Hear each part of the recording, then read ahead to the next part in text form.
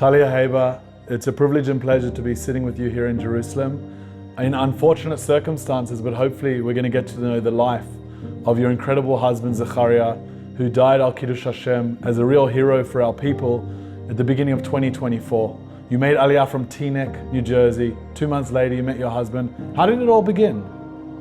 Wonderful question, and thanks a lot for having me here. It's a real privilege to be here and share about it. So I made Aliyah from Teaneck, love Teaneck, and about 2 months later, I was set up through mutual friends with the guy, and I was like, I'm fresh to the country, so I'm happy to meet anyone. And I didn't think anything would come from it, because I was fresh to the country and I wasn't looking at this point.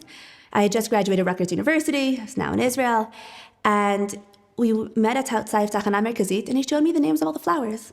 I was so impressed that a guy knew all the flower names and showed me all the flower names that I decided to go out with him again. And that's how it started. I think that really speaks to who Zechariah was, stopping to smell the flowers, so to speak, to notice the small things. Yeah, and I was new to the country. I didn't know anything. And so the fact that he could just show me, and I'm certified wilderness survival in the US. Like, I know the flowers. I know everything there. And here I felt so strange because I didn't know the world around me. And when he paused and showed me, I felt really at home. Wow. And that sort of feeling at home continued throughout your dating, engagement, married life? Yes. So actually, J-Post had an article on me that within 1 year, I made Aliyah, met a guy, got engaged, got married, finished Dolpan, and got a job I wanted. You need to write up how to do that for anyone else that moves to Israel. I know, it just puts pressure on everybody else having this article out there, but it's out there from the year I made Aliyah. And it was, thank God, a wonderful marriage. We were very happy married, like amazing. We really had a very shalom bayit, a very happy home together. And thank God we have 3 wonderful children who came, one after the other, Baruch Hashem. And we had a very happy home. So tell us a bit about Zechariah. Who was he? What made him special? So I think there's a lot of things. First of all, there's what everyone else knows about him that made him special, and there's what made him special to me. So I'm going to start with what everyone knows and everyone makes a big deal about when it comes to Zechariah, is that he was genuinely one of the most brilliant people you've ever met. Genuinely. He knew multiple languages. He was self-taught dozens. He started in high school with... Dozens? Dozens. He French, dozens of French, language. Arabic, Amharic, Russian is what he did in high school. So he was a real autodidact. He really Yes. taught himself. Yes. And I know when we had our honeymoon in Wales, he read to me the signs in Welsh. And he spoke... And like we visited my friend in France on a layover to America, and he spoke to her. I thought it was fluent French. I can't tell if it was or wasn't. But she responded, and to me, I couldn't tell the difference. And that also includes like Amharic and Russian, and not just the classic languages. And it was genuinely, he had an interest in knowing everybody. And I'm going to get to that soon, but first I want to talk about just his brilliance. When he was in yeshiva after the army, he decided to write pretty much a summary of all of Shas, a way to learn all of Shas. All of Shas, which means the entire Talmud. The entire Talmud, and he wrote it. And he did it in a year and a half since he came back from yeshiva. Oh. We never heard about it. He didn't tell anyone. I never knew about it until the shiva, his roommate, told me. So the Gush put it together as a book. The Gush is the name of the yeshiva he went to. Sorry. The Gush is the name of the yeshiva. So he did, just to back up, he made Aliyah when he was 8 years old. Afterwards, he made Aliyah to Beit Shemesh. He went to high school in Ma'ale Adumim. After high school, he went to Gush, to a Hesder yeshiva, where he did a learning army, and then he went back to learning. And this is what he did while he was learning. And most people, like in that year and a half, you're going to classes, you learn together in a group, but you don't come out with like a book. He wrote a plan that he wants something that'll make Gemara easy to understand all the sugyas. And this really does encompass all the sugyas. I'm not just saying that as his wife, but genuinely, the first volume of it came out. This is divided into, at this point, 4 or 5 sections. We're going to see how long it takes to finish the whole thing. He did that when he came back. Afterwards, when it came to picking a career, he really wanted to make the world a better place. And so, like, I know when I was debating what I wanted to do, he asked me, like, what problem do you want to solve? And that's what he did with his career also. So what he wanted to do... It's such a beautiful way to approach life. Often people say, how can I make money? Where can I have relationships? What's the next big thing? His was just, what problem do I want to solve? And that guided him. Yeah. Unbelievable. And he was brilliant. He could have gone for any career. And I'm not saying this lightly, and I can prove it to you in other examples. But he decided to work on making wheat desert resistant, so that wheat, the basis of our diet, could be able to grow in the desertification and the changing climate that we live in, which is also a global aspirational dream. And I'm going to get into how he did it, but also was a very Zionist thing of his. because this is Eretz Chita, a land where we have 7 basic plants that the Torah describes when it describes Eretz Yisrael and describes Israel. And the first one is wheat. And if you think about our religion and how much is based off of wheat, whether it's the challah every Shabbat, whether it's the matzah, and so many more, every time they invite guests in the Torah, it's always about wheat. And the centrality of wheat in our lives, once you stop to look at it, you'll see it. And he wanted to make wheat desert resistant, and he was doing it through Tel Aviv University, getting his PhD through there. And he had finished all the work, he just hadn't written up the final thing. Like, he had written most of it. When he got called up to the army in the middle, he just didn't finish the very end. So his professor finished the very end for him, and he posthumously was awarded his PhD. And what he did is actually really cool. I think it's really cool. Maybe you will also. Is that plants can be under stress just like humans. They have a pulse just like we do. And if they're stressful, under stress, they will produce fewer seeds and less often than if they're not under stress. Stress for plants is more like not enough water, too much heat, too much salt, like desert conditions. So he was trying to add the native wheat, which is native to Israel, which the wild wheat, the non-domesticated, which it has more of those properties. However, it doesn't make the quantity of the domesticated wheat. So when we domesticated, we went for quantity over the desert resistance. And so he was trying to merge the two wheats to be able to merge the original wild native wheat of Israel with the current wheat that we have today, while keeping the quantity and the nutrition of the current wheat. Wow. So it's almost like building a plant that's more resilient. Yes. To be able to deal with stress and everything going on around. Yes, and the most basic plant of our diet. And he was getting his PhD in biology. He was religious. 99% of religious men who get a PhD in biology are becoming a doctor. Hands down. And he definitely thought about, especially during Corona, he kept thinking he should transition to being a doctor, but he really wanted to do basic research. And he really believed he was trying to make the world a better place. And that's also like his book was How to Make Gemara, which is so hard to learn and so hard to start the topic. The book he wrote is how to make it approachable, how to make it easier for people to start. And so it was very aspirational, that was his dream of how to make it a better place. So that was the man in terms of his profession and what he did.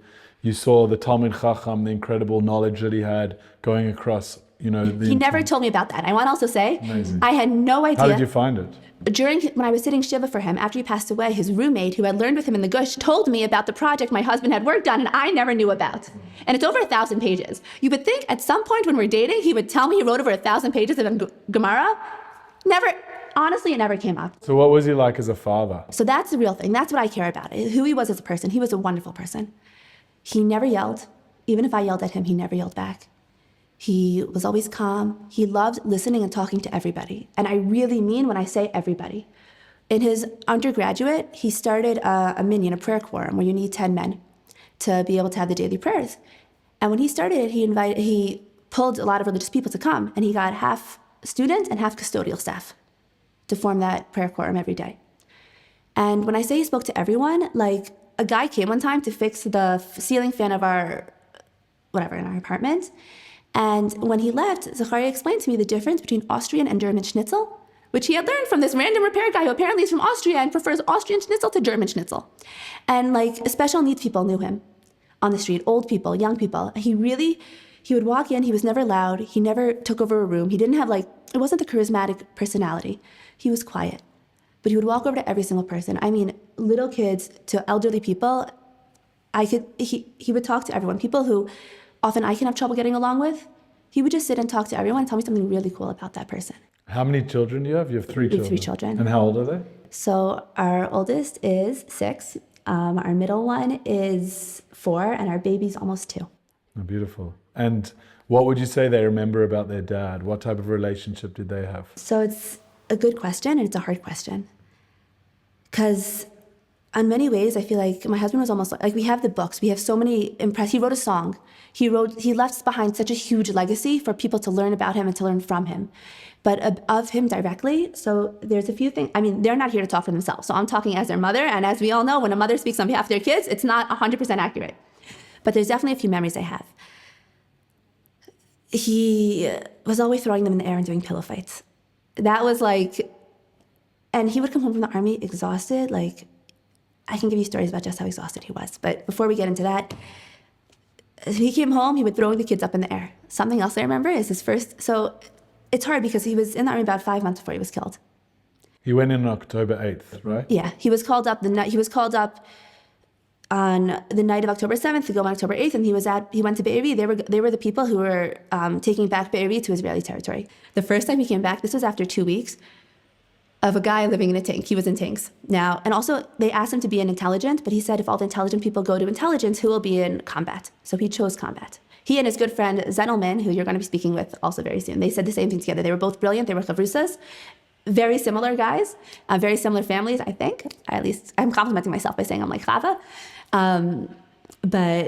So they went specifically into the tanks because they wanted to make sure they're part of everyone else on the front line, not just in the back of the correct. intelligence. And they chose it together, and they were in the car together deciding not to go into intelligence, even though they both wanted intelligence.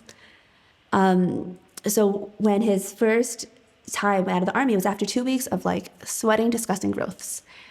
You've seen guys working out in the gym. After 2 hours, they are disgusting. Just imagine 2 weeks without a shower. And then I'm going to add that there's 4 of these guys in a tank, all put together, doing the sweatiest work. Let's say working out in a gym for 2 weeks straight. They are literally disgusting. And so my first time my husband comes home, we're excited to see him. Abba, Abba, Abba. The kids run up to give him a hug, They get this close and they say grossy and they don't hug him. He was that disgusting. Then he showered and hugged him, picked him up. He picked up the kids. We had a wonderful time. As soon as he would come home, we would take the kids and we would run everywhere in the country. We would take the kids out of Gan. I would take off work. I worked for Art Crowd. They were extremely wonderful and accommodating during this time and afterwards. And as soon as he came out and leave, we would take other people come home from leave from the army and they go to sleep and they wake up to go back to the army. My husband did not sleep. First of all, I had a whole to-do list for him. Every time he came home, he had dishes, repairs. He had to do all that work as soon as he came home. In addition, we would go places. We went to the zoo. We went to the aquarium. We went to Shiloh or whatever, random sites all around the country. We were always, as soon as he came home, we were going to have a great time with Abba. And my kids remember those great times we had. Beautiful. It sounds like, in every area of his life, you started off talking about the basic intelligence, then the academia, then the yeshiva, then the work. But really, even as a father, even as an individual in the street, this was completely expressed. Completely. What was he like as a husband? He was wonderful. He was really a great guy, a very gentle guy, a very sweet guy. He was always helping. He did most of the work. We live in an apartment building, and my neighbors who live down the hall make fun of me because he did most of the cooking and cleaning. On Shabbat, Erev Shabbat, he would tell me, go out of the house, take the kids out of the house, 2-3 hours. He would explain to me what he needed, depending if we were having company or not. Just get out of his way, and he did all the Shabbat prep. For Pesach, he would tell me, take the kids out of the house 3 days straight, don't come home until bedtime. I would pack up food, whatever, and he did all the cleaning and all the cooking. I'm a Jewish wife. I'm a religious wife. I believe my house has to be clean for Pesach. I did not clean my house for Pesach, and I'm a Jewish mom. So what's it like now without him? First of all, I got to do this. For Shabbat. I know, it's horrible. My kids don't like my food. First of all, he didn't eat my food. He was a wonderful guy. There was very few. As he got to know my cooking, he started taking over more and more cooking. He wouldn't complain to me. He would just start doing it himself. And I was happy. If he wants to do the cooking, we're all better off. So how are you adjusting without this in your life? Oh, it's very hard. First of all, he was genuinely an amazing guy. Inside and out. I loved him. Our neighbors loved him. My cousins loved him. Everyone. Really, he had a unique way to talk to everyone. And I really miss that. I would just sit on the side and listen to him. And I would love it because he would explain to me and then he would tell me these cool things about other people. He'd always ask, why do you do what you do? He would go to a street musician and ask him that question. Why are you playing this instrument? When did you start learning it? Just boundless curiosity. Yeah, and I loved sitting and listening. Just standing next to him, I would learn so much just by listening to his conversations. And I have so many stories of total strangers I met who are really cool and I only got to know because I listened. So I don't have that in my life and I really miss it. But on a day-to-day life schedule, it's really hard. So a lot of people do help. My husband has a beautiful, wonderful extended family who helps out a ton. And I'm very close to them. My in-laws live upstairs, which I love. I'm on the first floor, they're on the fourth floor. Even before this, I used to go eat their leftovers a lot, and now we for sure do, and they're a huge part of my life. I view them as a second set of parents to me, very much so. And also the kids. Sivan Rav Meir said it beautifully, that the kids are what give us strength and we're what give the kids strength. So when you walk around now on the streets, are there ever Zechariah moments where you just wish that he could be asking that busker a question or holding your hand or having a conversation? Yes, so many things. So there's the big piece of the personal, of the interesting things, but on the personal level, who I'm missing in my house, who I'm missing in my home, that I have to do Pesach cleaning for myself, that I have to prepare for Shabbat. I didn't do any of that stuff. And, you know, getting the kids to bed and doing their homeworks. And there's so many beautiful things that I wish he would see. Like my daughter's about to get her first siddur. And that's a beautiful moment. And I wish he was there for it. And there's so many other moments that, like, my son's doing beautifully. He has this amazing friendship with, he never saw that. He never saw our kids having friends. He never heard our baby. He was about, I think, 8 months at the time. So I remember one of his last times. So my baby had just started saying Abba, like sounds, like not directed to Abba, but just in general, Abba. And I made a joke to my head, how do you get the first name? You're not even home. You're in the army the whole time. She should be saying Ima first. But he said Abba on time. And it was the last thing he heard him say. And the only thing he ever heard him say. Wow. Because he heard the baby say Abba. Now the baby's talking beautifully. He's Baruch Hashem, thank God he's advanced in speech. And I want him to hear that. I want him to see all these beautiful milestones all of our kids are reaching. And I wish he could be there for them. And I also wish he could see that I've started learning how to cook. So how do you cope with that? How do you move through that? Besides, you know, on the outside, thank God you've got the support and these friends and this family. What do you do on the inside? You know, what I was thinking about when you spoke about Zechariah's capacity to basically allow wheat to deal in a stressful situation, to allow it to produce what it can. He's building resilience. You know, the Kabbalah, spirituality sees every single living being, even wheat, as having a soul, having an element. So we can learn from this. Is there anything that you've been able to learn? How do you cope with this? So that's a beautiful metaphor. I never even thought of it. I really love it. I'm going to take that home. We have tons of wheat in our house. It's like become a symbol of my husband, and I never thought of that beautiful metaphor. Something I view, resilience is an empty word because no one knows what it means, and you can't build something you don't understand. I view resilience to be purely gratitude. I have a lot of friends who unfortunately also lost their husbands during this war. Kids, I know a lot of broken families. And I think use the word broken because I think it's a much better, to me it's a more accurate term. It's a broken family. And to me the difference between those who are more intented, like who have trouble coping, and those who do well is a basic word, toda, thank you.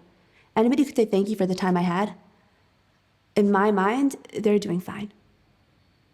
And I think that if we want to teach our kids resilience, the one thing we really have to teach them is to say thank you every day for what they have. Wow. So you thank for the time you had together and what you were able to create. We had a wonderful 7 years. And are there any moments when you have to search for that thank you when it's hard? I mean, there's times I don't think about it. I don't have it on my head on a regular basis. What am I saying? Thank you for having me on the show. But like on a regular basis, I'm not thinking about that. On a regular basis, I'm living my life. I'm very busy. So when you find yourself in that busy life, in that moment when you say, I wish Zechariah was here, I wish he could see that, you try and project and you try and create this moment of gratitude. Is that how you sort of deal with that gaping hole? I wish I could say yes every time. And definitely I try. How does it feel when you can't? How does it feel when you don't manage to express It's been a long that? time. I don't like to, I'm very busy. I don't have time for that. Like, I'm a full-time mom. I have a full-time job. I'm on soccer. I'm very busy. My husband, like, you know, there's been a lot going on. I really don't have time for all this extra stuff. I'm typically at work or with my kids. So you brought some of the, memorabilia and things. Can you show us about the games you used to play? Yes. So bananagrams, very important part of our house. So this is the actual bag. We have dozens of these in our house. I took one. He loved Harry Potter. That's also, he would learn other languages by Harry Potter. Like he would have Harry Potter open on one thing and an English random language dictionary on the other side, and would go word for word. And like you see, let's say the French one. You have like the first page has almost every word translated on top. You would write on top from the dictionary, you would go word for word. And by the end of the book, you see very few translated words. And that's for dozens of languages. So this is a bananagram is like a symbol of his capacity to just... Yeah, we used to play it almost every night, bananagrams or anagrams or boggle or something with we used to love those games. Also, he refused to ever teach me and do anything. He was better than me. Well. I begged him to teach me Hebrew. I'm living in Israel. I need Hebrew. I begged him to teach me Gemara. I want to learn more. He refused to. He never wanted in a marriage to be unequal. And if there was ever a time, like we did origami together, whenever we do an activity together, if he ever saw that he was better than I was, he would stop. He wouldn't explain why, but he wouldn't do it. And it was very important that we were always equal in a marriage. Beautiful. What are the other books you have here? I brought up bananagrams because we're both equally... Bananagrams is the one game we're equally good at. This is photo albums. This is his PhD. If you want to try and understand, I'm going to read it aloud. Systems biology approach for stress resistance and yield traits in crops. And I don't understand it at all, but I'm very proud that he did it. And he was 32 years old when he was killed. Yeah. And he managed to finish a PhD, write over 1,000 pages on the entire Talmud. And I could tell you a lot more of what he did, but yes. Unbelievable. Do you remember the moment when you found out that he was killed? Yeah. What was it like? Where were you? Take us back to that. Take us back. So that's a harder time. I can talk to you about the war. I can tell you when he was called up. And I'll tell you that he had been in Miluim many times. He never missed a time. It was important to him as a religious duty to serve in Miluim. And even before then, right before the war, he had like a month of Miluim. At this point, he had 3 weeks when our baby was 9 weeks old. And then he went, I was like, you missed a quarter of our baby's life. How dare you? But there was never a question he would miss Miluim. He loved his unit. He loved his people. And he was put into a non-religious unit. And people suggested he switch to religious people. And he said, no, I want to be with them. And he loved being with, and I have so many stories about how he loved being with non-religious people. Not as Kiriv, but because he wanted to meet people different from him. So it was on the day 100 of the war. At this point, he had come home a lot. And we had wonderful times together. And it was a very stressful time, this war. For people who didn't live in Israel, you're not going to understand what it's like. When rockets are fired at you, you don't know. There's no routine. Kids do have school. Kids don't have school. This one does. This one doesn't. This one, if there's a siren, this can go here. That. It's an insane time. And it's very stressful. And we never had a routine because as soon as my husband would come home, there was no advance notice. All of a sudden, we have to leave. And I never knew when I put a kid to bed, would my husband still be there in the morning, or did he get called back? He would have known in advance. So was I preparing dinner for him? Was I not? Was he coming home it was a very stressful time for me and for the kids. And as much as we made fun out of it and we had wonderful bonding times, it was very difficult. And it's very difficult to be a Miluim wife, to be a wife of a husband in the army. There's compounded with the fear, the lack of routine. The kids have such inconsistency in their lives. It's not a healthy lifestyle. And the wife has it's very difficult. And it was a very difficult time. And on day 100, on the 100th day, I said, that's it. I'm going to go out for a night. I'm going to miss my first bedtime in 100 days. My first bedtime in 100 days. I missed. I had someone else stay home with the kids. And that other person got the knock on the door. Wow. And I'm at a concert, and I'm enjoying myself. I'm at a concert. I'm allowed to have a good time. And the babysitter says it's time to come home. I'm like, okay, she didn't tell me why. She's not allowed to. Also, like, the army has to tell you directly. And I was like... How old was this babysitter? I don't want to say, but let's just say she calls me home, and I'm like, I don't really listen. You can deal with a crying baby. That's your job. That's your job. You deserve it. Well, one night out after 100. Exactly. It's been 100 days. Like, that's your job. And so I don't really come home. And then she calls me again and like, are you on your way? You have to come here. So then I was like, wow, I guess my babies really are that difficult to leave as a stranger. Not a stranger, leave with someone else. Tov. So then I came home and I found out the news. And I could tell you that Israeli army is the most moral and gentle and caring army in the world.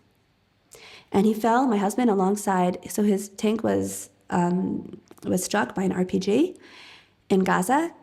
And in his tank, there are 4 people. In a tank, there's typically 4 people. There's there's a commander, Elad Tadmor, and I want to explain more about him. There is, so just big picture, Elad Tadmor and Adi Weinstein were both very injured, and my husband and Yair Katz were killed. Yair Katz is a wonderful family. I've never met him directly, but I had the pleasure of meeting his incredible family, and I can tell you cool stories about who he was. He was a cool guy. In addition to like just being the typical cool guy, he had like a sense for animals. There was like a story they told me that he went for a walk in Peru, and I think it was Peru, maybe not. I don't remember what it was. He used to go traveling all different places. Well, one time he put his head into a lion's mouth. He was known to have like almost a natural sense for animals, and he would take dogs out of Gaza when he was in there, like stray dogs, and say, who wants to adopt a dog? And bring him to Israel. So that was him. He used to bring dogs, whatever. So that was him, and he was killed alongside with my husband. And then there's Adi Weinstein, who's actually, after being injured and recovering, he went back into the army. And Elad Tadmor, his commander, who did not go back into the army because he was too severely injured, but has made a tremendous effort to get to know me and my family. He lives on the northern border. His family refused to evacuate because Jews don't evacuate Israeli land. They're secular. And he lives 3 hours away from us. He woke up at 4 a.m. to get to my house by 7 a.m. to take my daughter to school her first day. Wow. Did you know that was happening? Yeah, but I also told him, like, I'm bringing her the first day. You live far away. If you don't get here in time, I'm not going to keep her late because you're running late. And I made that very clear to him that, like, I appreciate this gesture. It's a huge gesture, but just realize it's more important to me that she gets there on time than you get to do that beautiful gesture. I didn't think he was serious. I know how far away he lives. I've been to his house. He's invited us. He's really a wonderful guy. And we talk about the soldiers are the greatest guys. I really believe it because I've gotten to know a lot of them. He woke up at 4 a.m, got to my house by 7, and realized his back's in pain because he had a severe injury, and like it's not easy to sit that long. He got to my house at 7 a.m, bought my daughter a pair of soccer cleats because my daughter wanted soccer cleats and loves to play soccer. Bought her a pair of brand new, awesome, cool soccer cleats and soccer ball, and got also presents for my other 2 kids because you can't come with only a present for one. And I told him, like, I appreciate it, but make sure if you do this, you got to do something for everyone. He did for all 3 of the children, and he took her to school the first day, and he stayed till the end, and then went back home. Amazing. Wow. And so, you know, it sounds like every single person in that tank was special the way you just described it. Unfortunately, 2 passed away. Unfortunately, 2 were injured. That's like a brothers for life type of message that he would do that kind of thing. I always am confused, you know, unfortunately when these things happen, they should never happen again. Does one go to the Shiva house of someone they don't know? How was that week for you? Is it difficult, you know, with people coming? Do you want your privacy? How do you deal with it? Amazing question, and I wish more people had the intelligence to ask it. So on one hand, sitting Shiva is a ton of fun. People from my entire life came to visit me. People who I never have time to see because I'm busy all the time. People visited me from my high school, my elementary school, my community, everywhere. And I genuinely loved seeing these people who I haven't spoken to in years. And this was the first time I heard what my husband did for his PhD. It was the first time I heard about the book he wrote. It was the first time. It's like you're getting to know this man that you thought you knew. It's so true. I came out of I used to laugh at the end of shift every night. Like at the end of the day, it was just the immediate family. And I used to joke, I learned more about my husband now than I knew in the 7 years we were, almost 7 years, whatever, 6.5, we were engaged. If you count the engagement together, it's 7 years. In the almost 7 years we were married. And so I used to joke about that. But also, on one hand, I really did enjoy people coming to visit, people who I haven't seen in my entire life. For many years of my life, I just haven't seen or I just haven't gotten to know. But there's a few very important things I think about a Shiva. A lot of strangers came. In addition to the people who I have missed and I've forgotten about, and teachers of mine and people from whole times of my life, a few other people came as well. Some did a wonderful job coming as strangers. They sat, they listened, they were respectful, they asked questions. I genuinely appreciated them. Other people came, such as tour buses, who came to take a selfie with me and leave. That was extremely unwanted, extremely unwelcome, extremely difficult for me. First of all, there were actual people I wanted to meet and I wanted to talk to, and they made no airspace for anybody other than themselves. 2, you have to ask permission before you take a selfie with someone, especially someone sitting Shiva. I don't care how good you're going to feel about it and how nice a post it's going to be on Instagram. You're visiting me. I'm talking also grandparents who came and took selfies with me without asking my permission. So if you're going to be respectful, you're a total stranger, but you want to share support and say, I'm sorry for your loss, please do that. And please do that more and say, I'm sorry for your pain. And I know I can't feel it along with you, but I just want you to know that I'm thinking about you and I care. It's very interesting. The Jewish law explains that the role of someone that comes to visit in that week is to sit and listen. You're not even meant to initiate conversation. I think what it means is that they're in charge. This is their space. You're coming to comfort them. And therefore, they're not an object to take a selfie with or to do anything like that. And I think the distinction you made really brings that law to life. And I think it's a lesson for all of us to be more empathetic, to be more considerate. You know, I don't want to judge those people that did that differently, but I'm sure if they hear this conversation, it'll be invaluable for them to know how they can approach these situations differently. Following that week, there's all this commotion. Everyone in your life is there. You know, day 8, so to speak, as it goes through the Shloshim, and then after the Shloshim, you know, through to the end of the Yud Aleph of the 11 months of Kaddish, and then even this moment now. Is there any sort of ebbs and flows? Yeah. So there's a few important points. One is my parents live in Teaneck, New Jersey. My family. I have a brother here, a wonderful brother who I love, my twin, and we're very close. We always joke, twin Talia from Teaneck. But I'm very close to my twin brother, and he's here. But the rest of my family is all there. My parents are there, my core friends from when I was a little girl. My real network is there in Teaneck. And it's very hard for me that they're not here with me. My in-laws have taken me in like a daughter, and that's helpful. And I'm genuinely grateful to them and to the whole family, but there is a difference when it's not my parents. My family is all there, and it is very hard for me that after the shift, my mom had to fly back to work. So that was very hard, and that is still very hard. That my family's not here. And my closest, I have many friends, but like my genuine friends, my childhood friends are not here. And that aloneness and apart from them, did it feel more stark when you lost Zechariah, because you had Zechariah as your family, and then Correct. You've got this other family Correct. that's and part of that family. also the other widows in Israel, unfortunately there's so many of them, but all of them have their family here, and all of them have their friends here.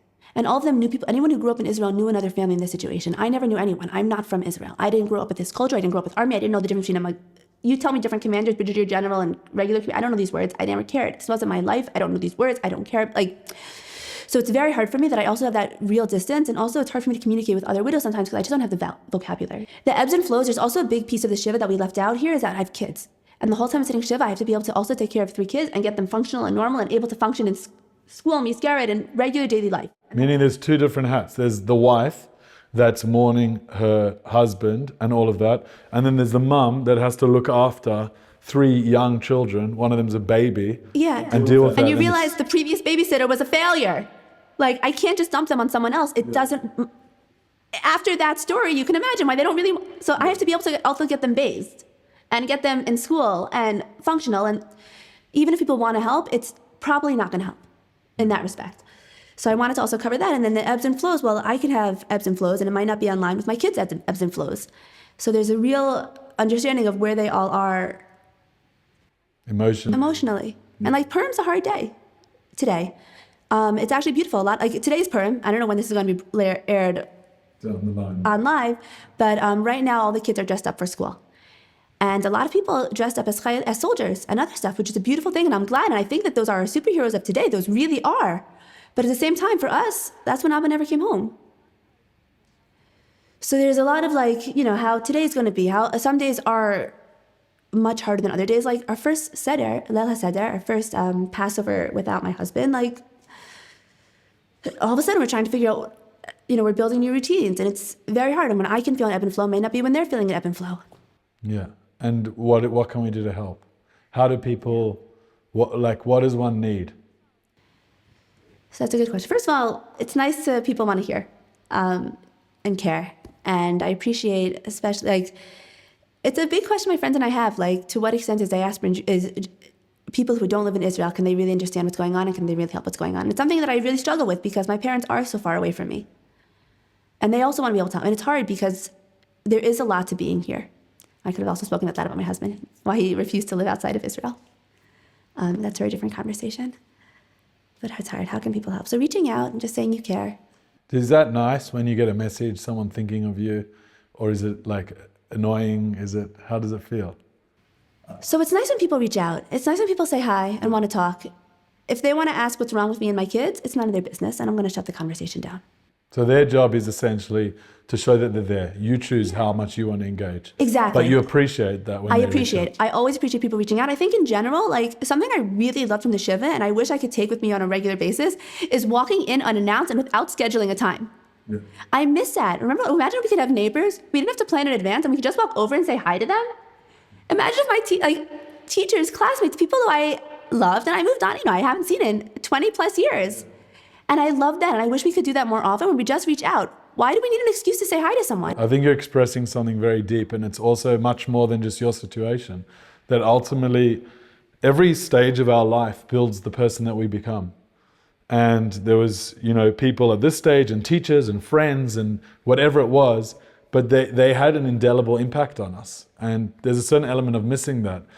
Through the most unfortunate circumstances, those people came back into your life, and it reminded you what they meant. So I think showing up, being there for people, and again, this is very personal. This is personal to you. Some people, I know, I've got a good friend who lost his brother, didn't want anyone at the house that was a stranger, whether they want to be nice or not, and other people that welcomed it all in. And I think that's a second lesson, that everyone is very personal. 100%. Politicians ask, some politicians do try and come. I also live in Jerusalem, so I'll be honest, I felt like the most convenient shiva to get to. I'm in a very easy location. I'm very close to First Station. I'm the easiest. I generally feel I'm the easiest. I was the easiest shiva. There were a lot, unfortunately, at the time, and there's 3 on my block. And within a week, my block had lost 3 soldiers. Shakur, whatever, that's a different story. And I really felt that I was most convenient, so anybody who wanted a photo op, whatever. So we also made it clear, if a politician wants to come, they are not to bring cameras. If you want to come as you and fit in with everybody around you and just say, I'm sorry for your loss, you're welcome to. If you want a photo op, I don't need you there. Yeah.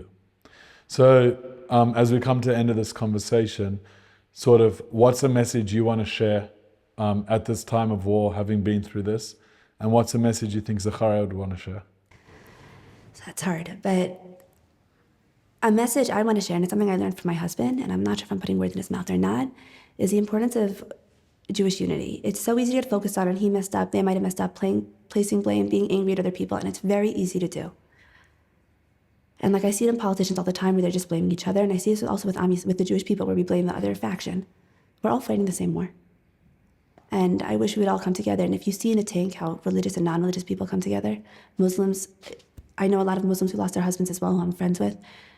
We're fighting the same war, most of us. And if we're fighting the same war, remember that we're on the same side. And the importance of being able to work together and listen to everyone. The amount of like special needs people, elderly people who said like they really enjoyed the conversation with my husband, because my husband like what makes you you type thing. You would get to know people. And I feel if we spent more time working on that, on how to get along with each other, we'd be much better. Remember at the start of the war, they said like 10% of all people in Israel were volunteering. That's insane. Remember that? Why can't we go back to all volunteering? Remember the beginning when all of diaspora Jewry was helping out? I remember there was a rally in New York City. I saw the news. There was like 300,000 Jews. All came to DC. That's amazing. Why can't we do that again? Why can't we all come together on a regular basis? And I wish that's what we could all take. But we were all together. We were all united at the beginning. And I don't know why that didn't last. I think it's absolutely beautiful. You know, you said we're having this conversation just before Purim, and Haman called us diversive and divisive. And the solution was Lech Knos et Kol HaYehudim, as Esther said to Mordechai, to bring everyone together. And why did it have to be the enemies that brought us together? We need to do it on our own. So I really hope that your hope turns into a blessing, turns into a prayer that is answered. And it's answered not just from God who wants this to happen, but from each of us, to put the differences aside, to live a life like Zechariah, who actually brought such diverse facets together, from academia, from different languages, from the Talmud, from family life, from being an amazing husband, to amazing father, to amazing person, to amazing Jew. And if we can all live up and honor his legacy, I think it's in how we live. So thank you so much for making the time, and Yehi Zichro Baruch, may his memory be for a blessing. Okay. Thank you. Thank you.